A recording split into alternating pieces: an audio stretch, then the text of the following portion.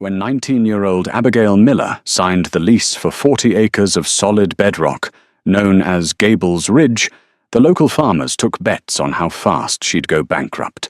They laughed when her first tractor snapped its axle on day one. But 6 months later, nobody in town was laughing.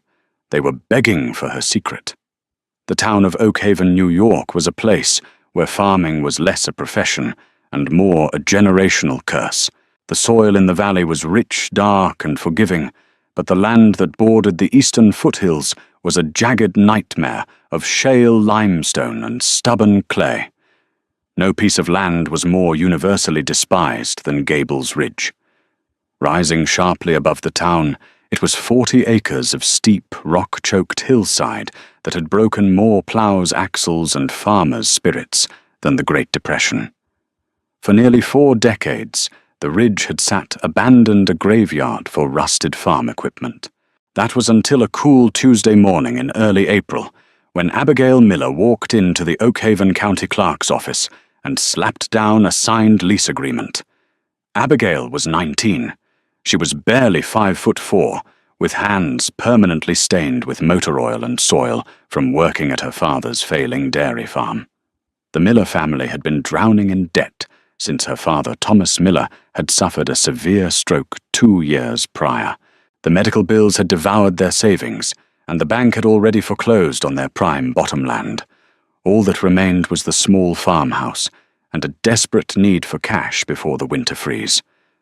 The man who leased her the ridge was Harlan Gable, a wealthy 60-something real estate developer who had inherited the useless hill and resented paying the annual property taxes on it. When Abigail had approached him with an offer to lease the land for 5 years at $3,000 a year, every penny she had saved from her weekend waitress shifts at Betty's Diner, Harlan had nearly choked on his coffee. "You're throwing your money into a stone quarry, little girl," Harlan had warned her, a smug, patronizing smile playing on his lips. "There isn't a tractor on God's green earth that can pull a plow through that ridge. My grandfather tried. My father tried. You're going to break your back, and I'm not refunding a dime when you come crying in a month." "I don't need a refund, Mr. Gable," Abigail had replied, her voice eerily calm. "I just need you to sign the paper." By noon, the entire town knew. The regulars at the diner, men like John Kessler and Bill Hastings, who had farmed soybeans and corn in the valley for 40 years, were ruthless in their mockery. 19 years old, and she thinks she's going to tame the ridge. Kessler laughed, wiping grease from his chin. "I give her 2 weeks before she's up there crying over a busted rotary tiller. The ground is 60% granite. You can't grow weeds up there, let alone a cash crop." The mockery seemed justified on Abigail's very first day. Desperate to prove them wrong, or perhaps just to test the waters, she borrowed her uncle's ancient 1980s John Deere tractor and hauled it up the steep incline. The goal was simply to cut a narrow fire break along the lower fence line. The moment the plow blade sank into the earth, a horrifying shriek of metal tearing against stone echoed down into the valley. The tractor bucked violently, throwing Abigail hard against the steering wheel. The heavy steel plowshare had struck a hidden shelf of limestone, snapping the main axle in 2 and utterly destroying the plow. Abigail sat in the silence of the stalled, smoking engine, rubbing a bruise on her forehead. From down in the valley, she could actually hear the faint, echoing laughter of Harlan Gable's farmhands, who had been watching through binoculars from a neighboring porch. Word of the broken tractor spread like wildfire. The betting pool at the local hardware store shifted. Instead of weeks, they were now betting on how many days until she abandoned the lease. But Abigail didn't abandon the lease. She didn't call a tow truck for the broken tractor either. She left the dead green machine sitting right there on the hillside, a mechanical tombstone. For the next 3 weeks, Abigail disappeared. She didn't show up at the diner. She didn't go to the hardware store for parts. Rumors swirled that she had packed her bags and run off to Albany out of shame. In reality, Abigail was inside her farmhouse, surrounded by mountains of agricultural research papers, university soil studies, and a worn notebook her late grandfather had left behind. Her grandfather had always said, "When the iron fails, let the earth do the chewing." She wasn't going to fight the rock with steel anymore. She was going to fight it with biology. She took out a reckless high-interest microloan online, putting up her beat-up pickup truck as collateral. It was a terrifying gamble. If she failed now, she wouldn't just lose her savings. She'd lose her only means of transportation and any hope of keeping her father's house. When she finally emerged, the strategy she unleashed upon Gables Ridge was so utterly bizarre, so deeply unconventional, that the town of Oakhaven thought the poor girl had suffered a complete mental breakdown. It started with the delivery trucks, not fertilizer trucks, and certainly not heavy machinery. On a rainy Tuesday in late August, an 18-wheeler pulled up to the base of Gables Ridge. The driver unloaded pallet after pallet of 50-pound bags. John Kessler drove by in his pickup, slowing down to squint at the labels. They weren't corn seeds. They weren't soybeans. They were Raphanus sativus, daikon radishes, specifically a bioengineered agricultural variant known as the tillage radish. Over the next week, Abigail didn't use a single piece of machinery. Instead, she strapped a heavy canvas broadcast seeder to her chest and physically walked the agonizingly steep 40 acres, hand-cranking millions of radish seeds onto the hard, rocky surface. She did it in the pouring rain, using the autumn storms to wash the tiny seeds down into the microscopic cracks and crevices of the limestone and shale. The diner roared with laughter that weekend. "Radishes!" Bill Hastings wheezed, slapping the counter. She spent her last dime planting a salad on a rock. Those roots won't go down half an inch before they hit solid stone. But Abigail knew something they didn't. Tillage radishes are a biological drill bit. As the weeks passed, the autumn rains fed the seeds, and the radishes began to grow. When their aggressive taproots hit the impenetrable rock shelves beneath the shallow soil, they didn't stop. They found the hairline fractures in the stone. Driven by hydraulic pressure and relentless cellular growth, the thick, white taproots swelled violently. As they expanded, they acted like wedges driven by a sledgehammer. By late October, a strange chorus began echoing off Gables Ridge. It was a subtle, sharp cracking sound. The massive radishes, some growing as thick as a man's thigh, and over 2 feet long, were literally splitting the shale and limestone apart beneath the surface. The ground was physically shifting, breaking the ridge open from the inside out. But radishes alone couldn't turn the soil. They were just the first phase of Abigail's bizarre strategy. The second phase arrived in early November, and it nearly caused a town-wide panic. 3 livestock trailers pulled up to the ridge, but they weren't carrying cattle, and they weren't carrying normal farm pigs. As the loading ramps dropped out, poured a squealing, snorting wave of the strangest creatures Oakhaven had ever seen. They looked like sheep mixed with wild boars. They were covered in thick, curly blonde and black wool, with massive snouts and thick, muscular bodies. They were Mangalitsa pigs, a rare heritage breed from Hungary famously known as the sheep pig. Abigail had bought 80 of them at a steep discount from a desperate breeder in Vermont. Mangalitsas were infamous for 2 things: producing incredibly high-end marble-rich pork, favored by Michelin star chefs, and possessing an insatiable destructive drive to root deep into the earth for food.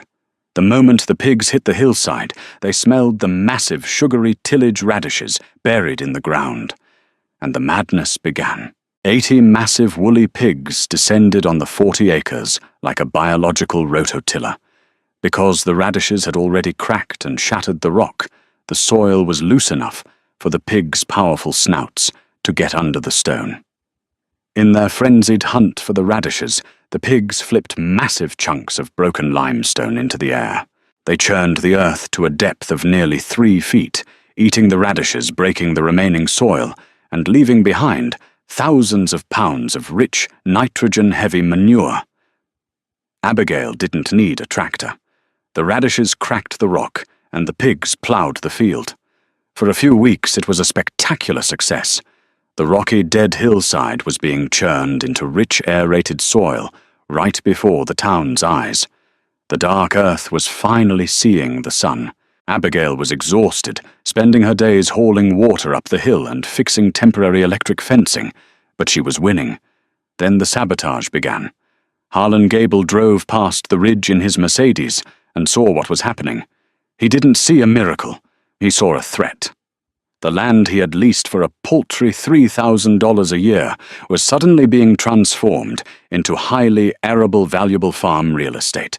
If Abigail succeeded, she held a 5-year lease that locked him out of any profits. Worse, her success was making him look like a fool who didn't know the value of his own property. Harlan picked up his phone and called Frank Higgins, the county zoning and agricultural inspector, a man Harlan practically kept in his back pocket. 2 days later, a white county vehicle with flashing amber lights pulled up to Abigail's farmhouse.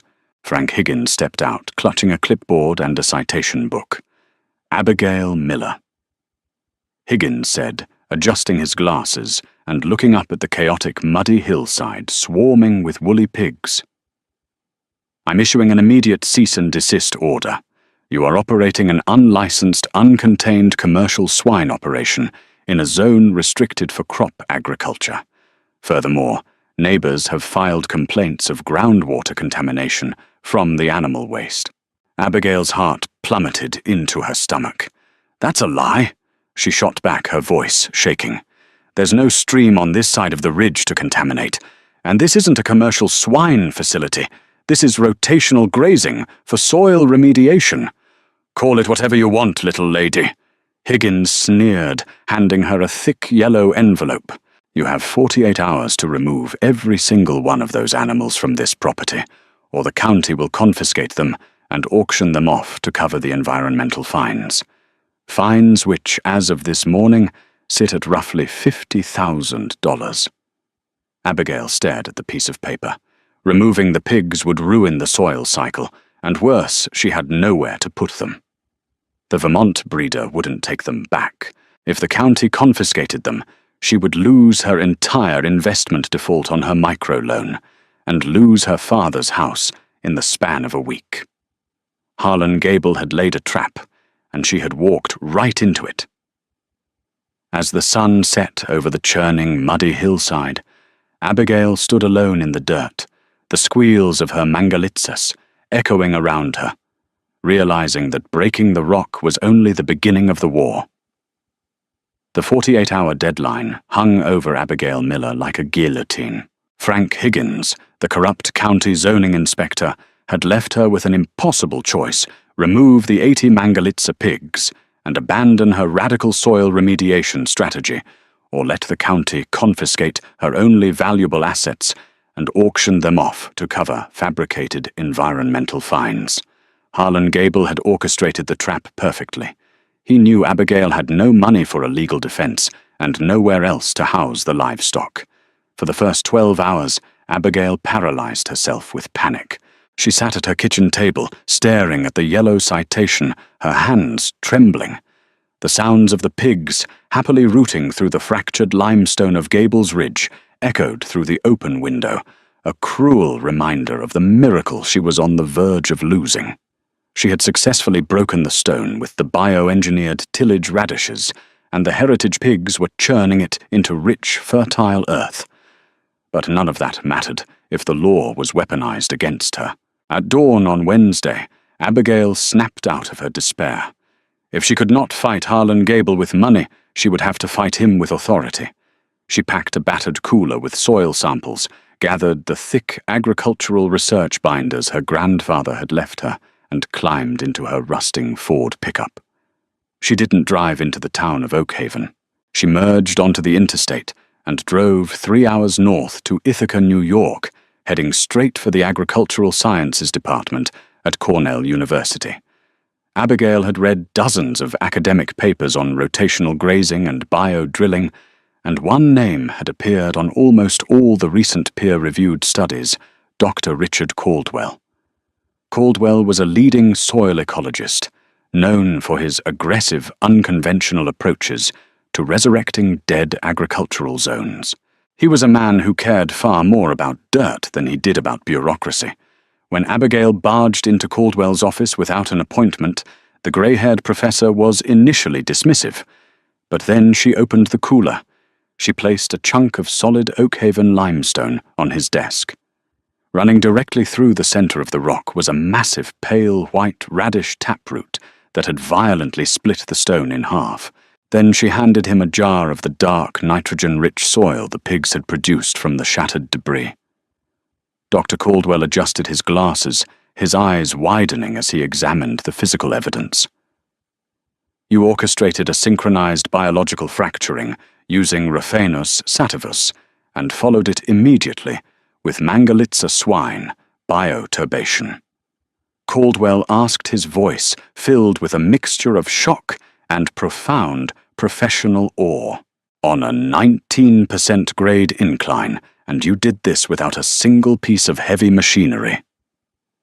Yes, sir, Abigail replied, her voice desperate. And it's working. The ridge is turning into arable land. But a local developer bribed the county zoning board. They slapped me with a commercial swine operation violation and a fake groundwater contamination charge. They are coming to confiscate the herd tomorrow morning at 8 o'clock. I need help, Dr. Caldwell. I need a shield. Caldwell leaned back in his chair, a slow, predatory smile spreading across his face.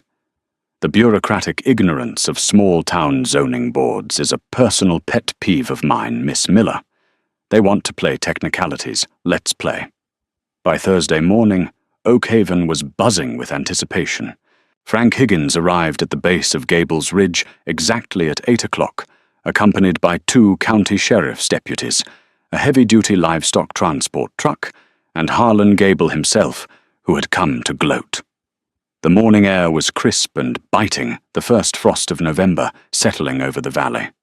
"Time's up, Abigail," Higgins called out, unlatching the heavy metal gate at the bottom of the hill. "Load the animals up. You're in default of the county ordinance." Abigail stood her ground in front of the gate, her arms crossed. "You can't take them, Frank. They aren't livestock." Harlan Gable let out a harsh, mocking laugh. "Are you blind, girl? I see 80 hairy pigs tearing up my hillside. What do you mean they aren't livestock?" Before Abigail could answer, a sleek black SUV with official state government plates pulled up behind Higgins's truck. The doors opened, and Dr. Richard Caldwell stepped out, flanked by 2 university research assistants carrying testing kits and a thick binder of legal documents. Caldwell walked directly up to Frank Higgins and shoved a stack of papers into the inspector's chest. "They are not livestock, mister. Higgins, because they are legally classified as mobile agricultural tilling implements actively engaged in a state-sanctioned, university-sponsored bioremediation study." Caldwell stated, his voice booming with unquestionable authority. Under the New York State Agricultural and Markets Law section, 305A agricultural districts participating in academic research are strictly exempt from local zoning ordinances. By attempting to seize these animals, you are interfering with state-funded research, which is a federal offense. Higgins's face drained of color. He looked down at the documents. They bore the official seal of Cornell University and the signature of the State Commissioner of Agriculture. Abigail had effectively donated her farm's operational rights to the university for the duration of the lease, turning Gables Ridge into a protected academic laboratory. Furthermore, Caldwell continued, turning his sharp gaze toward Harlan Gable. "My assistants pulled water samples from the aquifer at 4 in the morning. The nitrate levels are completely stable. Your complaint of groundwater contamination is a verifiable documented falsehood. If you attempt to process those fines, the university's legal department will countersue you for malicious prosecution and agricultural sabotage." Harlan Gable's smug expression shattered. He stared at the 19-year-old girl who had just outmaneuvered him on a grand scale. The sheriff's deputies, realizing they were on the wrong side of a massive legal blunder, quietly stepped back and returned to their cruisers. "This isn't over, you little brat." Harlan spat his face, flushed with humiliated rage. He pointed a trembling finger at Abigail. "You have a 5-year lease, but you still have to pay the rent and you still have to turn a profit. You can't sell university research to a grocery store." Harlan stormed back to his Mercedes, his tires kicking up gravel as he sped away. Higgins quickly followed suit, dismissing the livestock transport truck with a frantic wave. Abigail let out a breath she felt she had been holding for 48 hours. She looked up at Dr. Caldwell, tears of relief pooling in her eyes. The pigs were safe. The soil was safe. But Harlan Gable's parting words hung heavily in the freezing morning air. The bureaucratic siege was broken, but Abigail knew a man like Harlan wouldn't accept defeat so easily. If he couldn't use the law to crush her, he would use the shadows. The real war for the Ridge was only just beginning. Winter descends upon Oakhaven with a brutal, unforgiving swiftness. By early December, the ground on Gable's Ridge had frozen solid, locking the newly created topsoil beneath a layer of glittering frost. The 80 Mangalitsa pigs had completed their task. The 40 acres of shattered rock were now blanketed in a thick, rich mixture of organic compost and broken minerals. Dr. Caldwell's research had been a phenomenal success, but Abigail's financial reality was still terrifyingly grim. The pigs had done their job as living plows, but maintaining them through the winter was draining what little remained of Abigail's microloan. She needed cash, and she needed it immediately. Mangalitsa pork was legendary, often referred to as the Kobe beef of pork, but selling it required buyers who understood its value. Through Dr. Caldwell's vast network, Abigail was introduced to Chef Mitchell Reeves, a culinary powerhouse who ran 3 Michelin-starred restaurants in Manhattan. Chef Reeves drove out to Oakhaven personally to inspect the herd. When he saw the rich hazelnut-colored fat on the pigs and learned they had been entirely forage-fed on organic tillage radishes and local minerals, he wrote Abigail a check on the spot. He bought the entire herd for an astonishing $65,000, more than enough to pay off her predatory loan, cover her father's medical debts, and secure the farm for the spring. The diner regulars in town who had mocked Abigail for months were suddenly silenced. John Kessler and Bill Hastings sat at the counter, staring into their coffees, realizing a 19-year-old girl had just executed the most brilliant agricultural play Oakhaven had seen in a century. But Harlan Gable was losing his mind. The land he had essentially given away for $3,000 a year was generating massive profits, and Abigail was legally untouchable. Consumed by greed and bitter resentment, Harlan decided to force an eviction through sabotage. It happened on the coldest night of January. The wind was howling off the eastern foothills, masking the sound of footsteps creeping up the steep incline of Gable's Ridge. Harlan had hired 2 drifters from out of state, paying them in cash to destroy Abigail's operation. The plan was devastatingly simple. Cut the heavy-duty wire fencing surrounding the property, pour a drum of toxic industrial herbicide into the newly churned soil, and completely poison the land. Under the terms of the lease, severe environmental degradation caused by the tenant was grounds for immediate eviction. At 2 in the morning, Abigail was jolted awake by the frantic barking of her rescue dog, a battered hound named Barnaby. She threw on her heavy winter coat, grabbed a heavy maglite flashlight, and ran out onto the frozen porch.